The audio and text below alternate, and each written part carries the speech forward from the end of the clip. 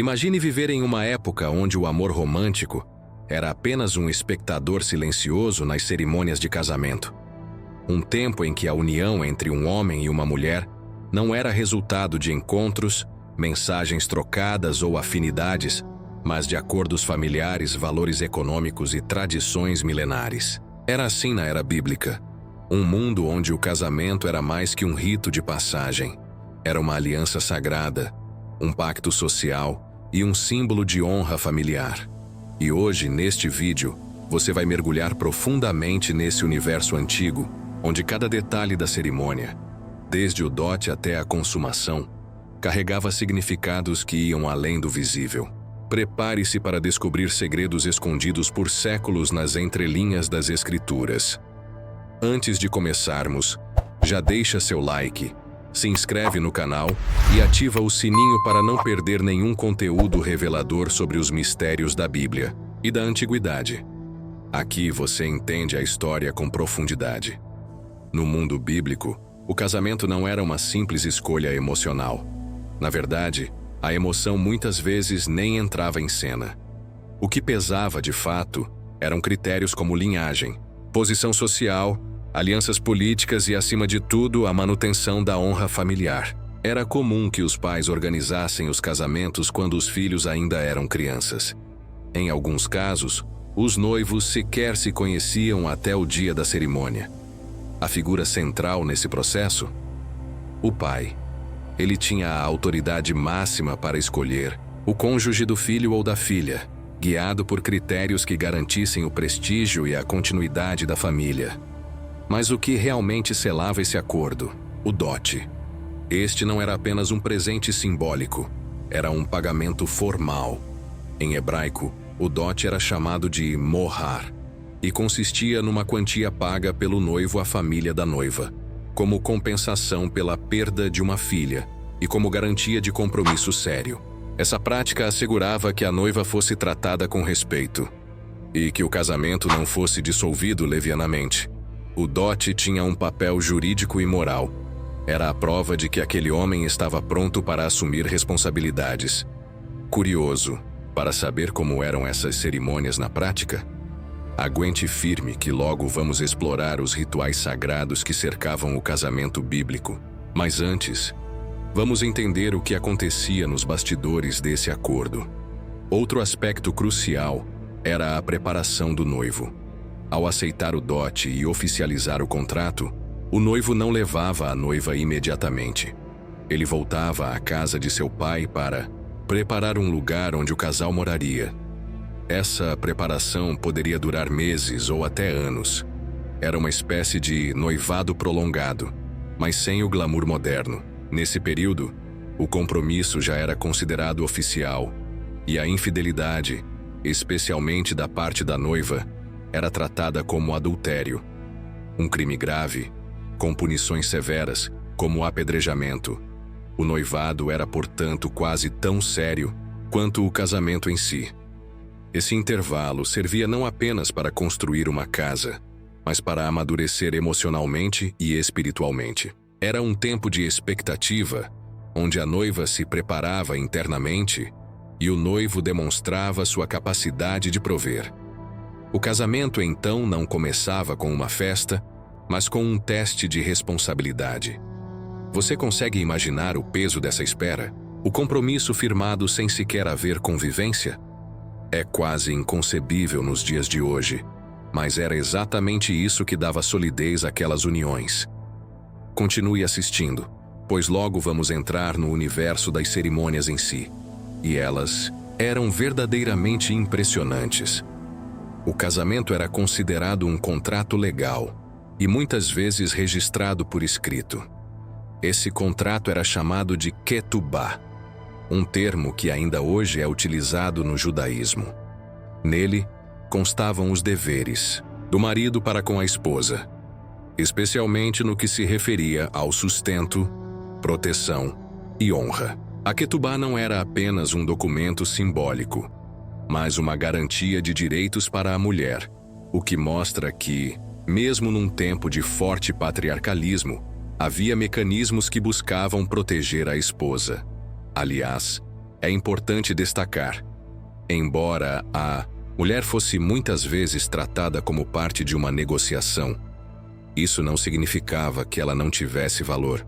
Muito pelo contrário, as leis mosaicas determinavam que a mulher deveria ser tratada com dignidade e que qualquer violação aos seus direitos, especialmente no contexto matrimonial, era passível de punições severas. A virgindade da noiva, por exemplo, era um fator crucial. Sua comprovação era um símbolo de honra familiar, e a acusação falsa de não virgindade podia levar a consequências fatais. Se você acha que já viu tudo sobre casamentos antigos, espere até entender o papel das testemunhas, o simbolismo do vinho e o verdadeiro significado da tenda nupcial. Fique comigo, pois nos próximos blocos vamos mergulhar nas cerimônias sagradas e nos mistérios que envolviam a noite de núpcias. À medida que o dia do casamento se aproximava, a comunidade começava a se mobilizar.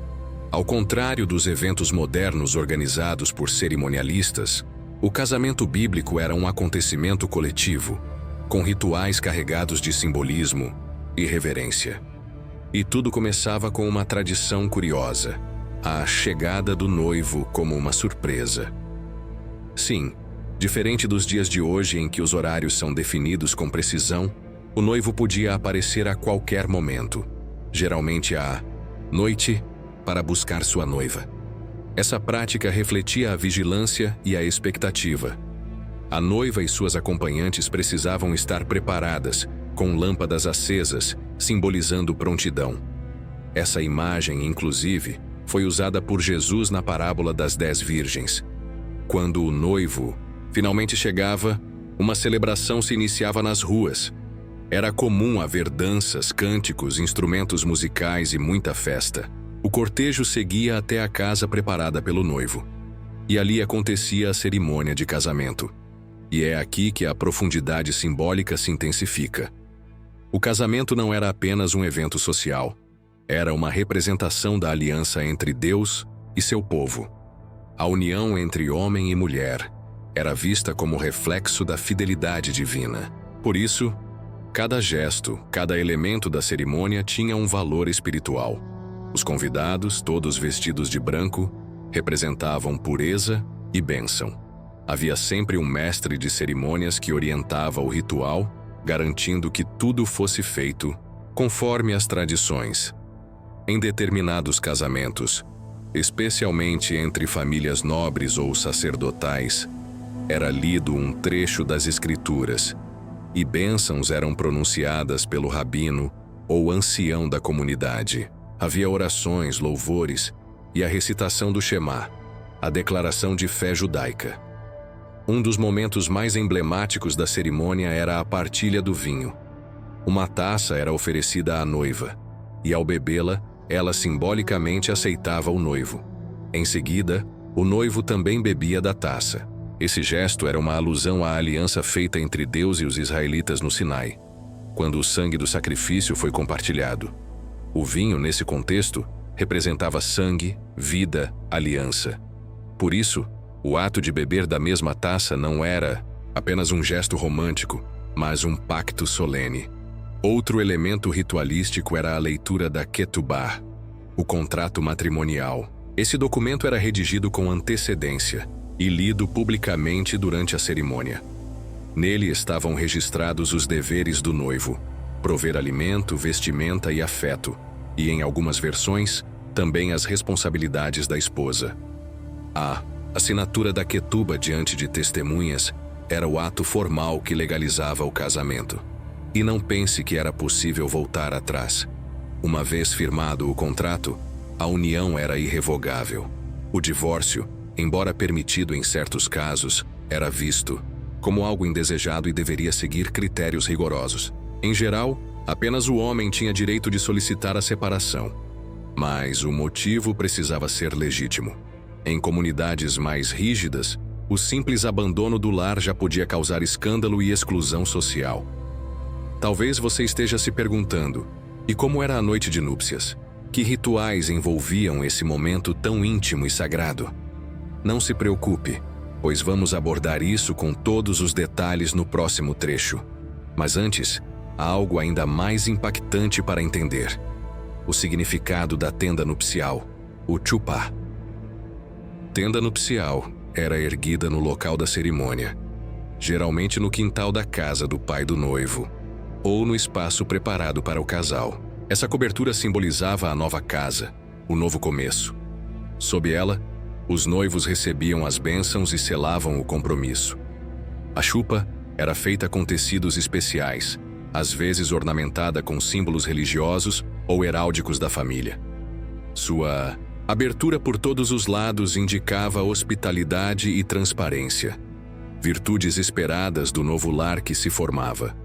Em algumas tradições, ramos de oliveira ou romanzeiras eram utilizados na decoração da tenda, simbolizando fertilidade e paz. Outros elementos, como o uso de mirra ou incenso, eram comuns entre os povos hebreus e vizinhos, trazendo fragrância e uma atmosfera de solenidade ao ambiente.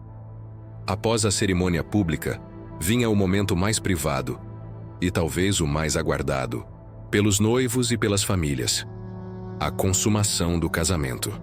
A noiva era levada à câmara nupcial, um aposento especial preparado com cuidado, onde a união física aconteceria. Esse momento era cercado de simbolismos e até de testemunhos. Sim, em algumas culturas do Antigo Oriente Médio, inclusive entre os hebreus, havia a prática de guardar o lençol com marcas de sangue da primeira relação como prova da virgindade da noiva. Esse lençol podia ser apresentado como evidência em casos de disputa futura. A ideia de pureza estava profundamente enraizada nesse ritual. A presença de sangue era vista como um selo do pacto, um símbolo de sacralidade. Isso explica por que a perda da virgindade fora do casamento era considerada uma quebra gravíssima da honra familiar. O sangue derramado não era apenas biológico, era espiritual, uma marca visível de uma aliança invisível. Impressionante como tudo era carregado de significado, não? Mas ainda tem muito mais. No próximo bloco, vamos explorar as consequências sociais do casamento, o papel das esposas na família e como esses valores atravessaram os séculos.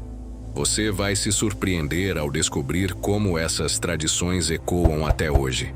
Após a consumação, começava uma nova fase: a vida conjugal.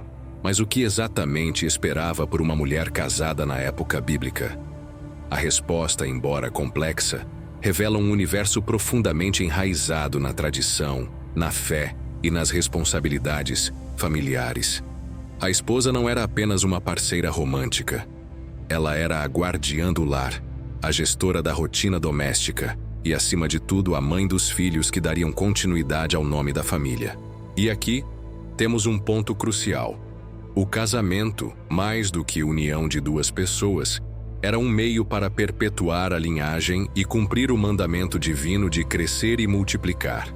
Ser mãe era uma missão sagrada. A esterilidade era considerada uma das maiores desgraças para uma mulher, e o valor dela muitas vezes era medido pela sua capacidade de gerar filhos. Vemos isso claramente nas histórias de Sara, Rebeca, Raquel e Ana, mulheres estéreis que clamaram a Deus por um filho. A maternidade era mais que biologia, era identidade, era bênção, era a promessa de continuidade espiritual e social. Por isso a esposa era reverenciada quando se tornava mãe, especialmente de filhos homens, que carregariam o nome da família e herdariam as posses. Mas e se ela não tivesse filhos? Em alguns casos, o marido podia tomar uma segunda esposa ou concubinas. Prática tolerada, embora não idealizada. A poligamia, mesmo não sendo proibida pela lei mosaica, era regulada para evitar injustiças. O marido tinha a obrigação de sustentar e tratar com equidade todas as suas esposas. Ainda assim, essa estrutura gerava rivalidades e tensões, como vemos no caso de Raquel e Lia, esposas de Jacó. Você já percebeu como essas histórias bíblicas refletem dramas humanos, tão atuais? Ciúmes, rivalidade e desejo por reconhecimento são sentimentos universais que atravessam os séculos, Mas há mais sobre essa dinâmica conjugal que vai te surpreender. A esposa também tinha obrigações específicas. Ela deveria manter o lar, cuidar da alimentação, da vestimenta e da criação dos filhos. Porém, ao contrário do que se possa imaginar, muitas mulheres bíblicas também tinham atividades fora do ambiente doméstico. A mulher virtuosa descrita em Provérbios 31, por exemplo, era uma verdadeira empreendedora. Tecia, vendia, negociava e cuidava dos servos da casa. Sua figura era símbolo de honra, sabedoria e competência. Ela não era submissa no sentido passivo, mas uma colaboradora ativa, cujo valor ultrapassava o das joias mais preciosas. É nesse ponto que a visão contemporânea muitas vezes se engana ao avaliar o casamento antigo. Embora houvesse patriarcalismo, as mulheres não eram invisíveis. Elas influenciavam decisões, aconselhavam maridos e, em certos casos, exerciam liderança espiritual e até política. Débora, a juíza; Hulda, a profetisa; Abigail, a diplomata sábia. Todas essas figuras mostram que a mulher, mesmo dentro de um sistema patriarcal, podia exercer poder e ser respeitada. A relação conjugal, então, era baseada em papéis bem definidos, mas também em uma profunda conexão espiritual. O marido era chamado a amar sua esposa, a honrá-la e a protegê-la. A Torá estabelecia punições severas para quem maltratasse sua esposa. E o adultério era visto como uma quebra não só do contrato conjugal, mas da aliança com Deus. A fidelidade não era apenas uma exigência moral, mas um testemunho espiritual. Mas o que acontecia quando essa aliança era rompida? Como o divórcio era tratado e quais os direitos da mulher nessa situação? No próximo bloco, vamos explorar as tensões, os conflitos e as consequências de um casamento falido. Prepare-se, pois a verdade pode chocar. O divórcio, embora permitido, era extremamente regulado. O homem podia dar à esposa uma carta de repúdio, em hebraico, Sefer Keritut, formalizando a separação. Mas ele só podia fazer isso por motivos legítimos, como adultério ou abandono. Essa carta era essencial para que a mulher pudesse voltar a casar. Sem ela, ela seria considerada ainda ligada ao ex-marido. E qualquer novo relacionamento seria considerado adultério. Porém, havia abusos. Alguns homens, especialmente nos tempos de Jesus, começaram a usar motivos banais para se divorciar, como uma refeição mal preparada. Foi por isso que Jesus, no Novo Testamento, condenou esse tipo de divórcio leviano, defendendo que a separação só deveria ocorrer em casos de infidelidade. Ele elevou o casamento a um nível ainda mais sagrado, comparando-o à união indissolúvel entre Deus e o seu povo. Já no caso da mulher querer o divórcio, as coisas eram mais complicadas. Ela precisava recorrer ao conselho dos anciãos, ou a um tribunal rabínico, e provar que estava sendo negligenciada ou maltratada. Embora não fosse comum, havia caminhos para isso, especialmente nas comunidades mais próximas dos centros urbanos, onde o sistema legal era mais estruturado. Você sabia que a própria estrutura do casamento bíblico serviu de base para os casamentos cristãos e judeus modernos? A influência é tão profunda que muitos rituais atuais são adaptações diretas das cerimônias do Antigo Testamento. E é justamente essa continuidade que vamos abordar agora. Continue comigo. Muitos elementos do casamento bíblico continuam vivos até hoje. A ketubá ainda é usada em casamentos judaicos, lida com solenidade e assinada pelas partes e testemunhas. A chupá permanece como símbolo da casa nova, aberta e acolhedora. Até mesmo a partilha do vinho entre noivo e noiva é uma tradição preservada em muitos casamentos hebreus e reinterpretada em cerimônias cristãs como o cálice da aliança. Simbologia da noiva adornada, vestida de branco com lâmpada acesa, é repetida nos textos apocalípticos do Novo Testamento, representando a igreja que espera a volta do Messias. A união do noivo e da noiva é usada como imagem da consumação final entre Cristo e sua noiva espiritual. O casamento, então, transcende o tempo. Ele começa com o pacto humano, mas aponta para uma realidade eterna. Quando olhamos para o casamento na época bíblica, é impossível não perceber a força que essa instituição carregava. Não era apenas uma união de corpos ou interesses. Era um pacto, firmado diante de Deus, da comunidade e das gerações futuras. Cada gesto, cada rito, cada palavra dita durante as cerimônias carregava um peso espiritual profundo. Os casamentos daquela era não eram improvisados ou passageiros. Eram planejados, selados e respeitados com temor. E mesmo com os olhos modernos, é impossível não se impressionar com a seriedade com que a vida a dois era tratada.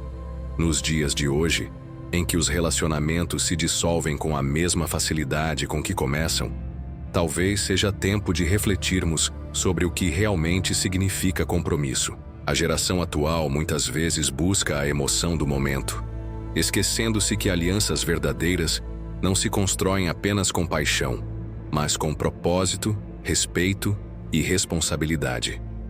A visão bíblica do casamento nos confronta com a ideia de que amor é decisão e não apenas sentimento. É construção, não consumismo emocional. Você já se perguntou como seria sua vida se os relacionamentos fossem encarados com a mesma profundidade de antigamente? E se, em vez de apenas buscar alguém para compartilhar bons momentos, buscássemos construir uma história sólida, com base, fé e aliança? Reflita sobre isso enquanto seguimos juntos nesta jornada. Mais do que regras ou tradições antigas, o casamento bíblico revela valores que atravessam séculos: fidelidade, responsabilidade, integridade, honra. Valores que, mesmo fora do contexto religioso, continuam sendo fundamentais para qualquer relacionamento duradouro. Os antigos sabiam que a paixão passa, mas a aliança permanece. Que o desejo pode oscilar, mas o compromisso sustenta. Eles viviam com a consciência de que o casamento era uma construção diária e não uma garantia automática de felicidade. E aqui entra a moral da história. Em uma sociedade cada vez mais líquida, onde tudo se desfaz rapidamente, talvez a maior lição que os casamentos bíblicos nos deixam é justamente o valor da permanência, de se comprometer não apenas com o outro, mas com a promessa feita. De entender que um lar não se edifica apenas com sentimentos, mas com caráter, paciência e fé. Essa mensagem nos provoca a olhar para o nosso próprio tempo com outros olhos. Quantas vezes descartamos relacionamentos por motivos superficiais? Quantas vezes priorizamos o que é fácil e não o que é certo? Talvez seja a hora de resgatar o que os antigos chamavam de aliança. Um pacto que não se quebra com o tempo, nem com as crises, mas que se fortalece justamente por causa delas. Portanto, se você está em um relacionamento ou se deseja construir lembre-se, mais importante que encontrar a pessoa certa é ser a pessoa certa. O casamento, nos tempos bíblicos, era visto como um espelho da relação entre Deus e a humanidade, um reflexo de algo eterno. Que tal encarar seus relacionamentos com essa mesma reverência? Esse olhar para o passado não é um convite ao saudosismo cego, mas um chamado à sabedoria. Podemos não repetir todos os rituais antigos, e nem deveríamos, mas podemos sim resgatar os princípios que os sustentavam. E quem sabe, ao fazer isso, não conseguimos reconstruir uma sociedade onde os relacionamentos voltem a ser fontes de força e não de fragilidade, onde o amor deixe de ser apenas desejo e volte a ser decisão. Obrigado por acompanhar essa jornada até aqui. Se esse conteúdo te tocou de alguma forma, te fez refletir ou aprender algo novo, pedimos que se inscreva em nosso canal e curta esse vídeo. Ative também o sininho das notificações para ser avisado sobre nossas postagens. Até o próximo vídeo.